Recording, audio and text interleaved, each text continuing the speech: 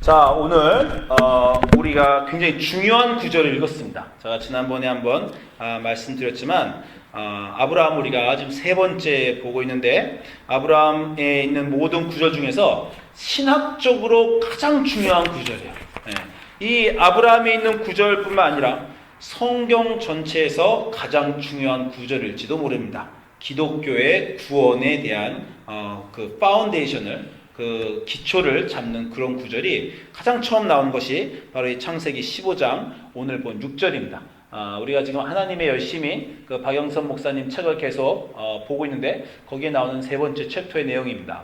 자, 창세기 15장 6절 우리가 보면, 아브라함이 하나님을 믿음에 여호와께서 이를 그의 의로 여기셨다. 제가 이미 말씀드렸습니다. 믿음이 우리를 의롭게 하는 것이지 우리의 의로운 행위가 우리를 의롭게 하는 것이 아니다. 그래서 믿음으로 구원받는다, 이 얘기가 가장 중요한 기독교의 구원론이 여기에 나온다고 했습니다. 이미 창세기에 나오고요. 그리고 우리가 이 내용을, 이신칭의를 지난 우리가 몇 달 동안 예전에 공부한 적이 있습니다. 그렇죠? 기억나시죠? 이신칭의 믿음으로써 의롭게 받는다. 기독교를 다른 모든 종교와 다르게 하는, 기독교의 구원론을 다르게 하는 것이라고 제가 말씀드렸어요. 세상 사람들은 의롭고 착한 사람이 천당 가고 악한 사람이 지옥 간다. 그리고 인과응보, 한 대로 갚는다. 뿌린 대로 거둔다. 콩 심은 데 콩 나고 팥 심은 데 팥 난다. 이게 정말 문화와 그런 어떤 언어를 건너뛰어서 역사적으로 모든 사람들이 다 공감하는 한 가지 내용입니다. 인도에서는 심지어 칼마라고 부르죠. 한 대로 보응받는다. 인과응보. 그것이 모든 사람들에게 불교건 이슬람이건 샤머니즘이건 전부 공통되게 구원의 내용이, 그런데 기독교에서만 너가 한 것으로 구원받는 것이 아니라 너의 믿음으로 구원받는다 라는 놀라운 구원 신학이 기독교에만 제가 독특하다고 하였습니다. 그것을 설립한 분이 사도 바울인데, 사도 바울이 만든 것이 아니라 사도 바울이 구약에 있는 아브라함의 오늘 보는 15장 6절을 보고 말씀하셨다라는 것이에요. 이 15장 6절, 창세기 15장 6절, 하나님이 아브라함에게 약속을 주시고 밖으로 나가 이르시되 하늘으로 무뼈를 셀 수 있나 보라, 네 자손이 이와 같으리라. 이것을 아브라함이 믿었더니 하나님이 이를 그로 여기셨다는 거예요. 자, 여기서 중요한 것이 하나 있습니다. 우리가 이따 얘기하겠지만 창세기를 계속해서 보면서 하나님이 아브라함에게 나타난 시점이 도대체 언젠가, 우리가 이것에 대해서 공부했어요. 갈대아 우르에서 나타나셨는지 아니면 하란에서 나타나셨는지, 그리고 그 창세기 12장 1절에 그 유명한 아브라함 약속의 시작, 하나님이 약속을 주셨어요. 그때 믿었다는 말이 없습니다. 12장, 그리고 바로에 이집트 내려가고, 그리고 롯하고 싸우고, 그리고 또 큰 왕들과 전쟁하고 다 지난 다음에 15장에 가서야 이 얘기가 처음 나와요. 15장에 가서야 처음으로 아브라함이 하나님을 믿었다라는 얘기가 나옵니다. 이 말은 뭐냐면요, 앞에 12, 13, 14장까지 아직까지 아브라함의 믿음이 없었어요. 그런데 15장 이제 와서 그 믿음이 생겼다, 이런 내용입니다. 자, 이 구절을 우리 사도 바울이 말한 것이 바로 로마서 4장입니다. 로마서 4장 보시면 이렇게 말씀하십니다. 그런즉 육신으로 우리 조상인 아브라함이 무엇을 얻었다리요? 만일 아브라함이 행위로서 의롭다 하심을 받았으면 자랑할 것이 없으려니와 하나님 앞에서는 자랑할 것이 있으려니와 하나님 앞에서는 없느니라. 성경이 무엇을 말하느냐? 아브라함이 하나님을 믿음에 그것이 그에게 의로 여겨진 바 되었다. 자, 사도 로마서 4장이 바로 창세기 15장의 구절을 사도 바울이 그대로 갖다 쓴 겁니다. 이 구절을 분명히 이해하시려면요, 이 대비가 되는 단어들을 좀 보셔야 돼요. 자, 믿음으로 의롭게 되었는데, 그럼 그렇지 않은 거는 옛날에는 어떻게 생각했냐? 보시면 행위로서, 공로로서 의롭다 하심을 받지 않았다는 겁니다. 자, 다시 말씀드리지만 우리의 인생의 행위로서 의롭다함을 받았다는 것과 대비해서 그렇지 않다는 것으로 믿음으로 의롭다 한다라고 말씀하시는 거예요. 여기서 아주 중요한 것은 그렇기 때문에 우리가 자랑할 것이 없다는 거예요. 우리가 열심히 살았습니다. 열심히 살면 천국에 들어갈 때 떳떳하게 들어가는 겁니다. 아, 내가 남도 도와주고 착하게 살고 정말 살신성인하고 그랬습니다. 나라를 구했습니다. 떳떳하게 천국에 들어갈 수 있습니다. 그리고 거꾸로 말해서 잘못 산 사람들은 인생이 부끄럽고 창피하겠죠. 자기의 공로가 구원의 근거면 우리는 자랑할 수도 있고 창피할 수 있다는 거예요. 그런데 우리의 구원의 문제가 믿음의 문제면 자랑할 것은 우리에게 없다라는 것입니다. 효원 씨가 구원을 받는지, 상현 씨가 구원을 받는지, 또는 그 누가 구원을 받는지, 그 중에 구원을 받는 사람들이 나는 구원을 받았다라고 자랑할 수 없다는 거예요. 이 구절을 한 번 더 보시면 로마서 3장 27, 28절에 바로 이신칭의를 믿음으로 구원받았다를 가장 잘 설명하고 있다는 성경 구절입니다. 로마서 3장 27, 28절에 이렇게 말씀하십니다. 그런즉 자랑할 때가 어디 있느냐? 자랑할 때가 어디 있냐로 시작하는 거예요. 자랑할 때가 어디 있느냐? 있을 수가 없느냐? 무슨 법으로냐? 행위로냐? 오직 믿음의 법으로니라. 자, 다시 말씀드리면 대비합니다. 무슨 법이냐? 행위냐? 법을 잘 지키고 행위가 좋았으면 자랑할 것이 있겠지만 그러나 그것이 아니라 오직 믿음으로 인함이다. 사람이 의롭다 하심을 얻는 것은 율법의 행위에 있지 않고 믿음으로 되는 줄 우리가 인정하는 까닭이다. 이렇게 해서 기독교의 믿음론에 대해서 군병을 세웁니다. 근데 이게요, 지금 이렇게 여러분이 다 아시는 것 같지만 사실 쉽지 않습니다. 많은 사람들이 이 문제를 고민하고 애쓰는 게 우리가 도저히 인간이 이해할 수 없는 몇 가지 부분이 여기에 숨어 있어요. 자, 그것을 좀 우리가 공부하기 위해서 우리 여러분 종교개혁 아시죠? 우리는 개신교 아닙니까? 종교개혁에 5가지 오직이 있습니다. 우리 종교개혁 카톨릭에 맞서서 16세기에 일했던 마틴 루터와 칼빈이 다 종교개혁을 했을 때 종교개혁 구호자들이 이 5가지를 구호로 걸었어요. 종교개혁의 구호 5가지입니다. 오직 성경으로 솔라 스크립투라, 오직 믿음으로 솔라 피데, 오직 은혜로 솔라 그라티아, 그리고 오직 그리스도 솔루투스 크리스토스, 그리고 오직 하나님께 영광 솔리 디오 글로리아. 이것이 종교개혁을 이끄는 5가지 모토예요. 그런데 이 중에서 특별히 구원에 대해서 말할 때 우리는 믿음으로 말미암아 구원을 받습니다. 이렇게 고백합니다. 우리들은. 그리고 또 우리는 하나님의 은혜로 구원을 받습니다. 이렇게 우리가 고백해요. 이 구절이 기반된 게 에베소서 2장 8절부터 9절입니다. 에베소서 2장 8절부터 9절 보시면 이렇게 말씀하세요. 너희는 그 은혜에 의하여 믿음으로 말미암아, 영어로 보면요, we are saved by grace through faith. 이렇게 나옵니다. 은혜에 의하여 믿음으로 말미암아 구원을 받았다라는 거예요. 자, 2가지가 같이 갑니다. 우리는 우리는 믿음으로 구원받는 거 맞습니까? 그럼 기독교인들이 아멘 해야 돼요. 그런데 우리는 은혜로 구원받는 거 맞습니까? 그럼 기독교인 또 아멘 합니다. 그럼 은혜와 구원으로 받는 겁니까? 왜냐면요, 오직 믿음이라 그랬거든. 오직 믿음으로만 구원받는다 그랬으면 그럼 또 왜 오직 은혜가 또 나오냐는 거죠. 오직 은혜고 오직 구원인데 여러분은 한국말로 오직 그러면 그거 하나밖에 없다는 거예요. 지금 2개를 말하잖아요. 그 말도 믿음으로 말미암아 은혜로 구원을 받는다. 우리가 2개가 다 필요하다는 거예요.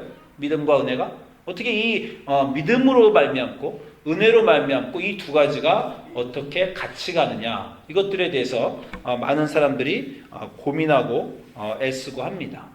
자, 정답은 뭐냐면 우리가 믿음으로만 구원을 받는 것이 맞습니다. 믿음으로만 구원을 받아요. 그런데 그 믿음을 받은 것이 은혜라는 거예요. 은혜가 아니면 우리가 믿음이 생기지 않는다라는 겁니다.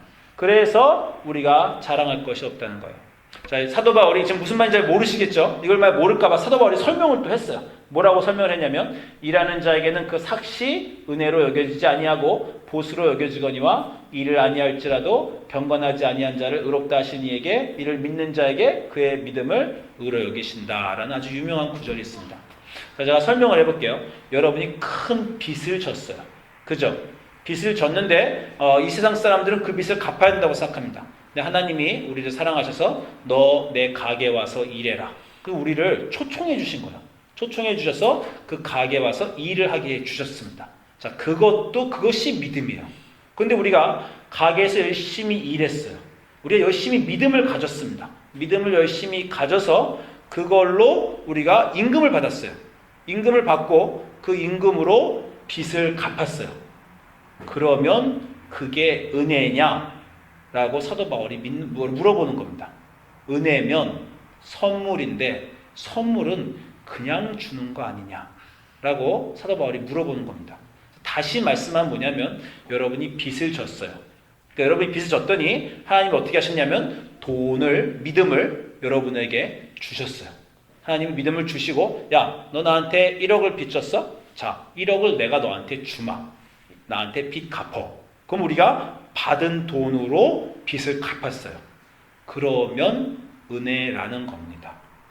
무슨 얘기를 하는 거냐면 믿음으로 우리가 구원을 받았다고 할 때 기독교인들이 아주 심하게 착각하는 게 내가 믿어서 구원을 받았다.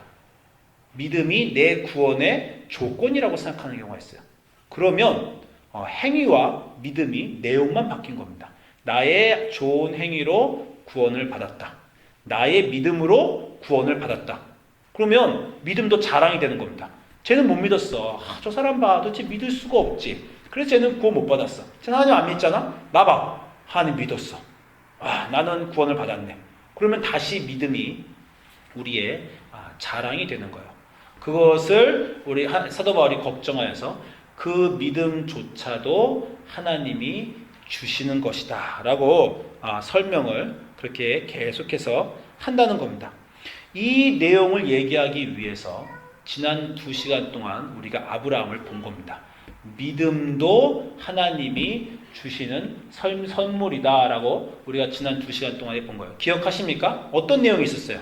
아브라함이 처음부터 믿은 게 아니라 아브라함이 우르에 있을 때 어떤 상태였습니까? 믿지 않는 상태. 이방신을 섬기고 있는 상태. 우리가 똑같죠? 하나님을 믿기 전에 헛것을 믿고 있었어요. 아무것도 안 믿고 있었든지 헛것을 믿고 있었는데 하나님이 나타나셨어요. 그래서 우리에게 믿음을 주시려고 했습니다. 너 가라 그랬어요. 근데 그때 아브라함의 믿음이 안 생겼다 이거죠. 그렇지만 하나님이 가라 그러니까 일단 우르에서 하란으로 갔다는 거 아닙니까? 똑같은 얘기죠. 우리도 아직 믿음은 없었지만 그냥 어찌어찌 하다가 교회는 나왔다는 거예요.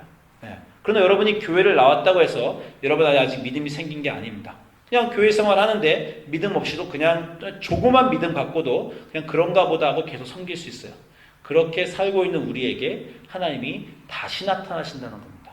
하란으로 간 아브라함에게 하나님이 다시 나타나셔서 그래서 또 가라고 또 미루십니다. 그래서 아브라함이 결국 조금 더 믿게 돼서 이번에 가나안으로 들어가게 되죠. 근데 그 믿음 없는 아브라함이 아직도 믿음이 안 크기 때문에 가뭄이 생겼더니 이집트로 또 내려갔어요. 하나님이 그것도 같이 아브라함과 내려가 주시고 여러분 지난 시간에 배운 게 뭡니까? 이집트에서 무슨 일이 있었어요? 하나님이 바로를 이기셔서 아브라함을 구원하셨더니 그때 하나님이 바로조차도 이기시는구나 하고 놀라움을 경험하고 하나님의 권능과 나와 함께 있는 하나님을 경험하고 그리고 가나안 땅에서 올라왔을 때는 당당한 아브라함이 됐다. 그것을 우리가 지난 시간 내내 2시간 동안 공부한 겁니다. 무슨 얘기입니까? 믿음의 조상 아브라함은 그리 대단한 사람이 아니었고 믿음의 사람이 아니었는데 하나님이 그를 한 단계 그 다음 믿음으로 밀어가셔서 결국 그에게 믿음이 있게끔 하나님이 하셨다. 믿음을 선물로 주셨다라는 것이 우리가 배운 바입니다. 자, 그렇게 이해를 해야만 믿음이 선물이라는 걸 알게 돼요.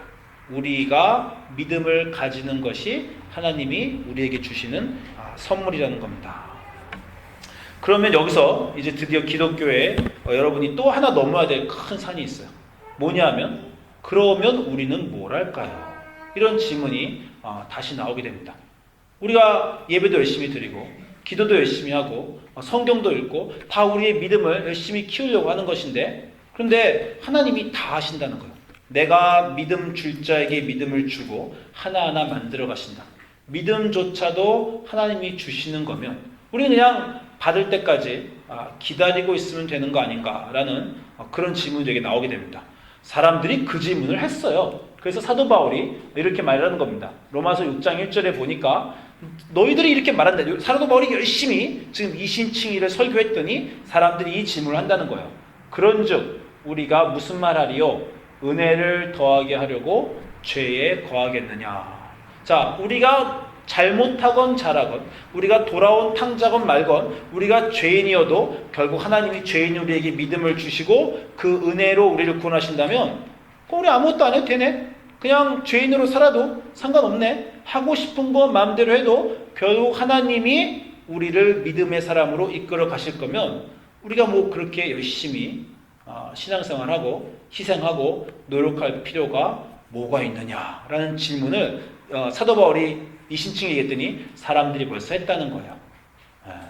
사도 바울은 이에 대해서 그렇다고 말합니다. 이런 거예요. 아버지, 집에 왔더니 아버지가 야, 너 좋은 학생으로 아빠가 다 만들어주마. 너 좋은 대학 보내줄 거고 내가 너 좋은 대학 갈 때까지 모든 것을 내가 다 알아서 너를 위해 해주마. 이렇게 얘기했다는 거예요. 그랬더니 아들이 그럼 전 나가 놀까요? 아무것도 안 해도 돼요? 아버지가 뭐라 그럽니까? 그래라. 네가 그렇게 원하면 나가 놀아라. 라고 했다는 거예요. 아들이 나가 놀면서 이상한데? 이렇게 나가 놀아도 되나? 그리고 나가서 그냥 놀 수도 있다는 겁니다. 사도 바울의 얘기는 우리의 모든 삶이 하나님에게 달려있기 때문에 너희는 하나님을 믿고 의지하면 된다. 우리는 그럼 어떻게 하면 되겠습니까? 너희는 하나님을 믿고 의지하라 라는 거예요. 이게 지금 우리는 이해가 안 됩니다. 왜냐하면요, 우리는 마음속에 계속해서 아까 말했지만 내가 뭔가 해야지, 내가 잘한 게 있어야지, 내가 은혜를 받고 회개하고 눈물을 흘리고 그 다음부터는 그래도 성경을 잘 읽고 예배에 잘 나왔어야지, 내가 무언가 해야 구원에 의해서 구원을 받는 문제에 내가 조금이라도 무언가 해야 도움이 되는 것이 아닌가 라고 우리는 자꾸 뭘 하려고 그래요. 여러분, 교회 왜 열심히 나오십니까? 은혜를 받았으니까 내가 그 은혜를 갚아야지. 여러분, 갚는 건요, 빚이에요, 빚. 여러분이 빚을 지면 빚을 갚으려고 그럽니다. 그죠? 근데 세상 사람도 그런 사람이 있어요. 선물 주기 참 힘든 사람 있죠. 꼭 선물 하나 줬어요. 그럼 꼭 선물 갖고 오는 사람 있죠.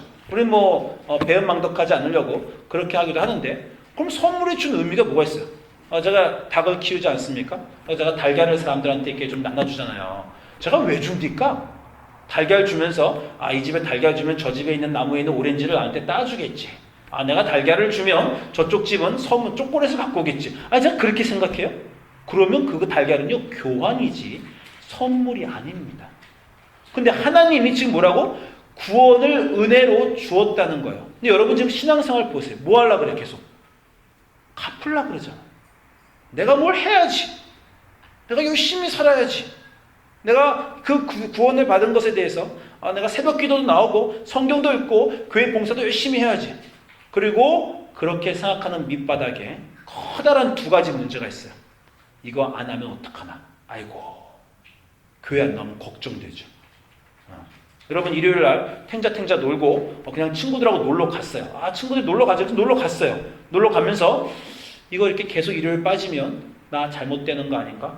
사도 바울 뭐라 그런다고요? 그렇게 빠져도 구원 받는다. 이런다는 거예요.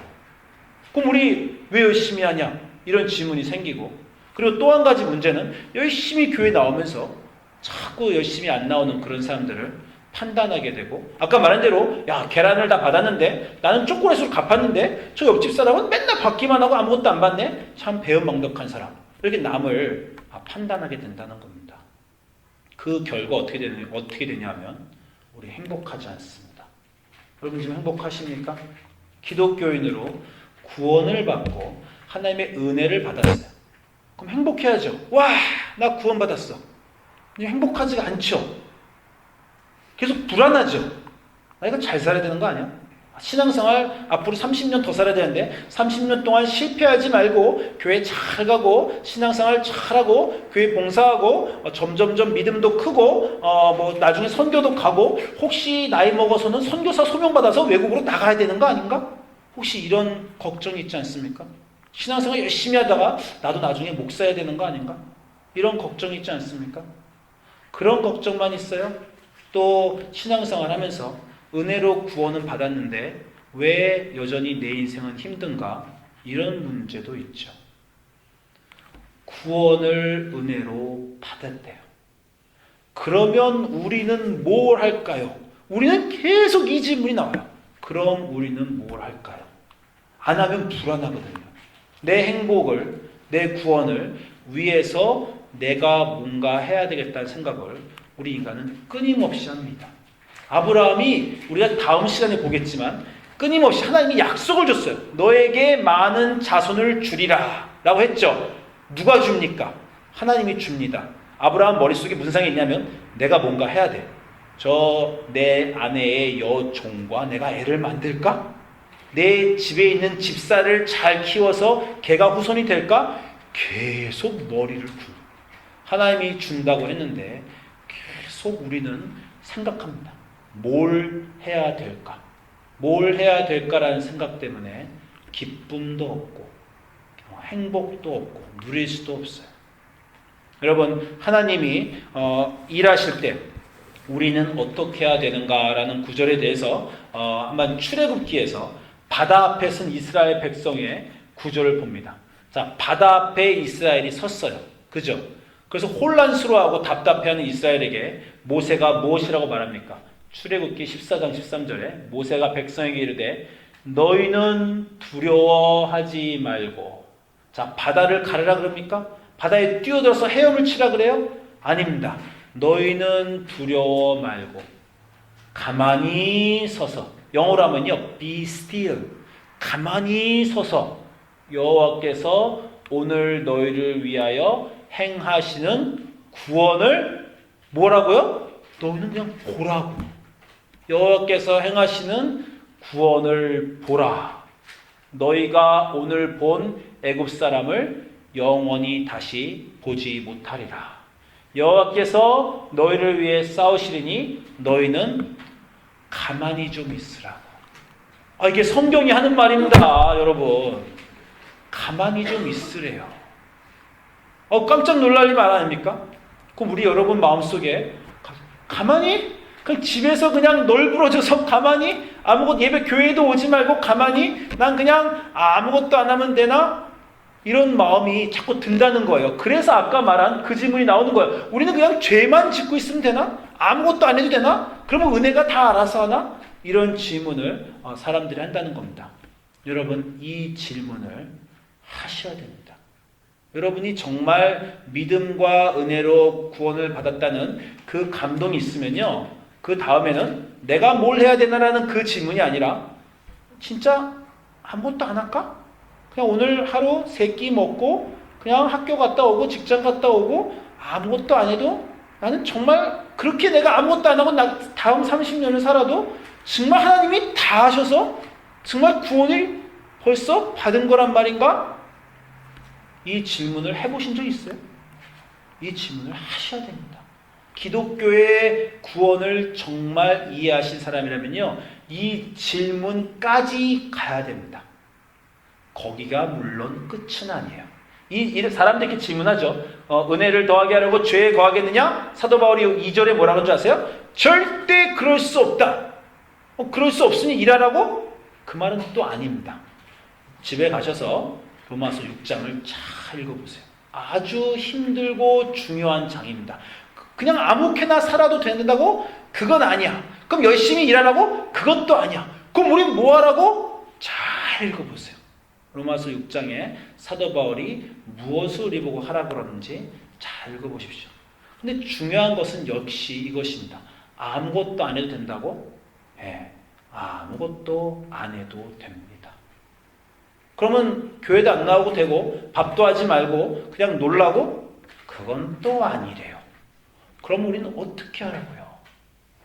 어떻게 하면 좋겠습니까? 여러분의 인생을 살라고 그럽니다. 크게 하려고 그러지 마. 바다를 가르려고 그러지 마. 그냥 살아라 그럽니다. 그냥 살아라는 건 뭡니까? 자기의 삶을 살라. 홈리스처럼 집에 누워있으라는 거 아니고요. 그냥 연희 씨도 폴도 효원 씨도 아침에 일어나면 부시시 눈을 뜨고 세수를 하고 이를 닦고 아이들을 입히고 직장에 갑니다. 그럼 직장에 가서 어떻게 해요? 일을 하죠. 우리 효원 씨는 하루 종일 서서 일을 해야 되고 상은 씨도 일을 하죠. 그냥 일하면 됩니다. 그리고 집에 갈 때가 가면 돼요.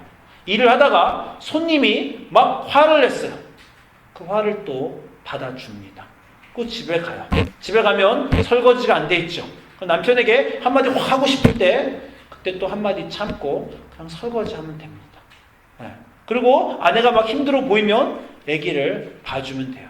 아기 기저귀를 가지고 아기와 놀아주면서 그런 마음이 들죠. 무슨 마음이 듭니까? 내 인생 왜 이거밖에 안 되나? 이렇게 찌질 않아. 그냥 쳇바퀴 돌듯이 매일매일 나는 그냥 다람쥐처럼 사는 것 같아. 그죠? 일주일이 그냥 가죠. 왜 일주일이 그냥 가지? 그냥 일만 하는데 하루가 가네? 그러다 보면은 벌써 40살이 됐네. 그러다 보면은 50살이 되고 이거 뭐야? 내 인생 별 의미 없이 그냥 가네? 이런 생각이 들죠. 그때 또 더 우리의 화를 돋구는 건 뭡니까? 저 별거 아닌 놈은 왜 승진을 했을까? 저는 그냥 일도 열심히 안 하는데 사람이 딱 볼 때만 조금 열심히 하고 사람이 안 볼 때 열심히 안 하는데 그냥 저는 왜 성공을 했을까?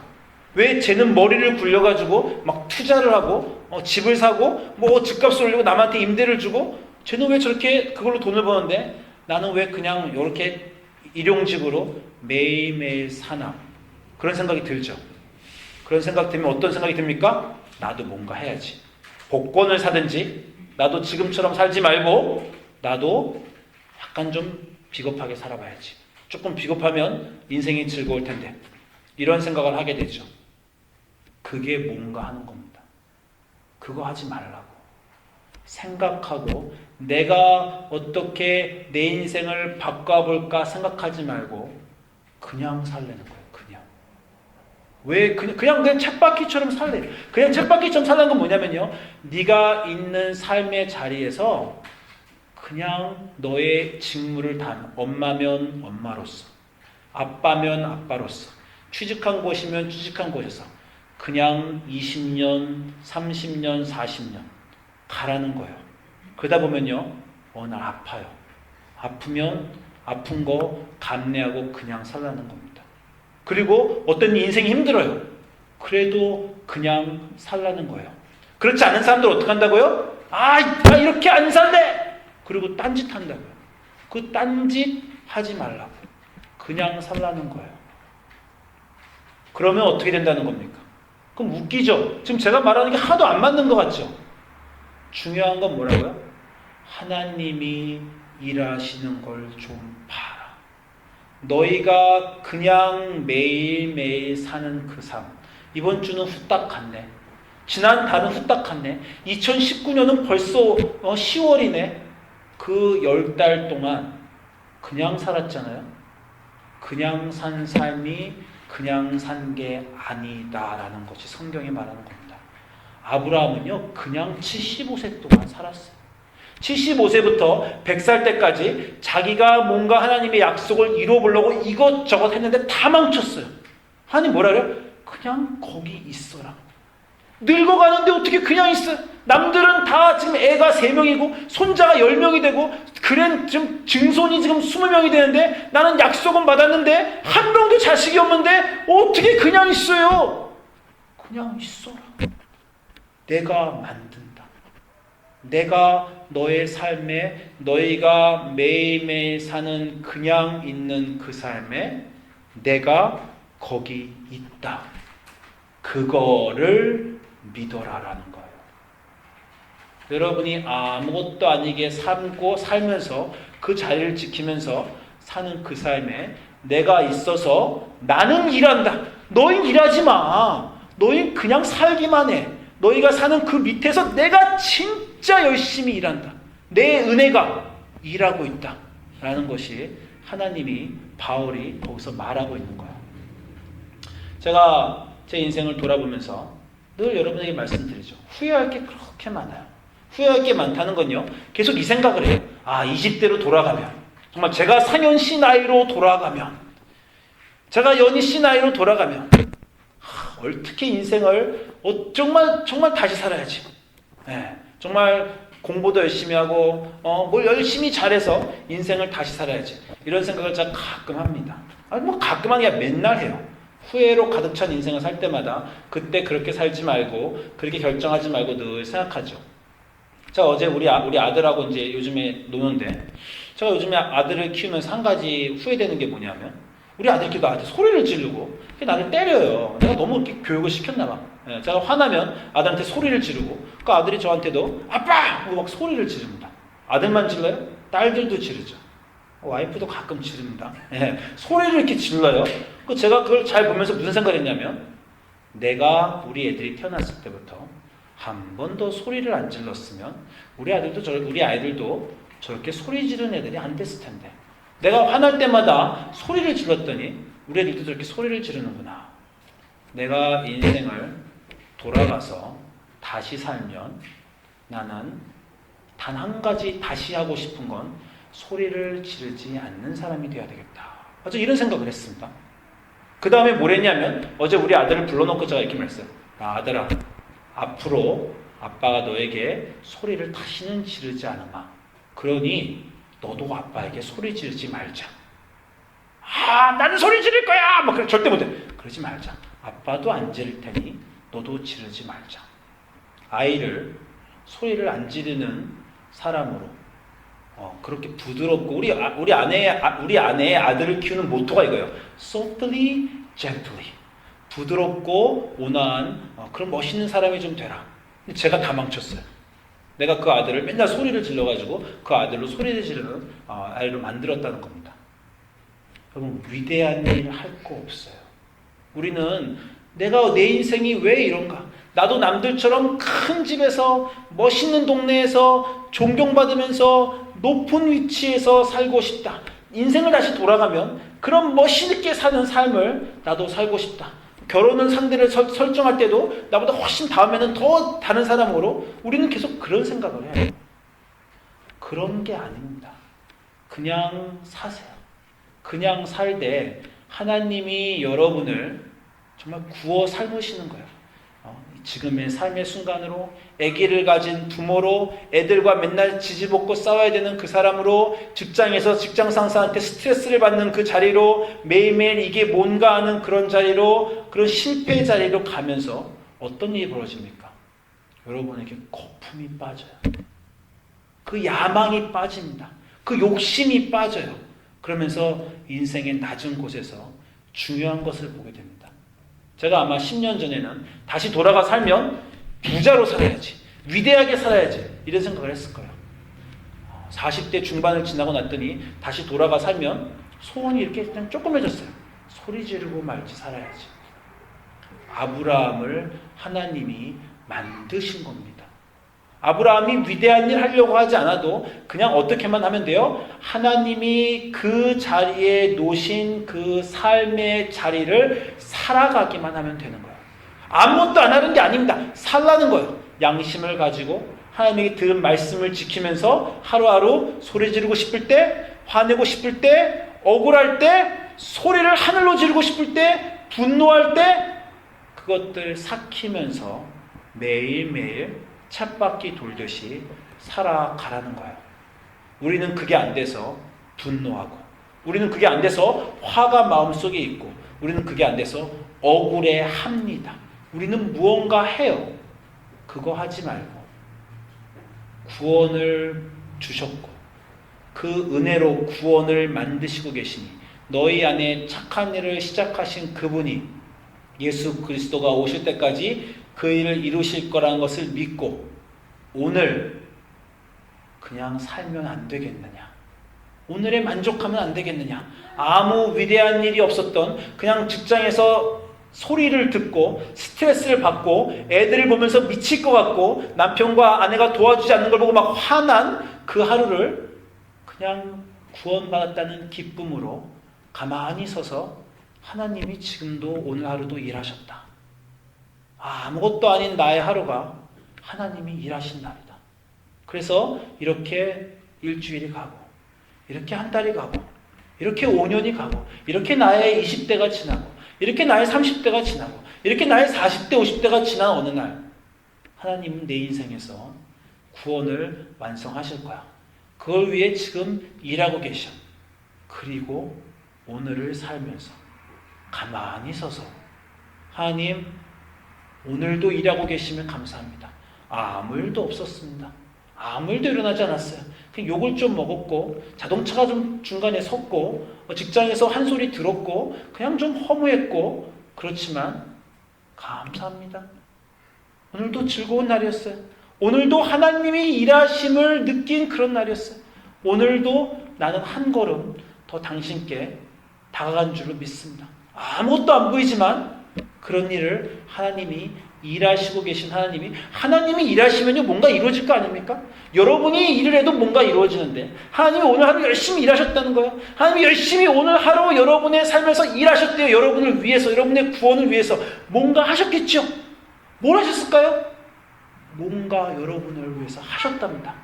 그거를 가만히 서서 보고 즐거워하고 그래서 억울함을 없애고 분노를 없애고 성남을 없애고 후회를 없애고 그 안에 기쁨, 구원의 기쁨으로 채우는 잔잔한 가만히 사는 그 삶을 사는 그 믿음의 삶이 은혜고 믿음이라는 것을 여러분이 아시고 그리고 여러분 삶에 기쁨과 평화와 구원이 회복되시기를 우리 주님의 이름으로 축원드립니다.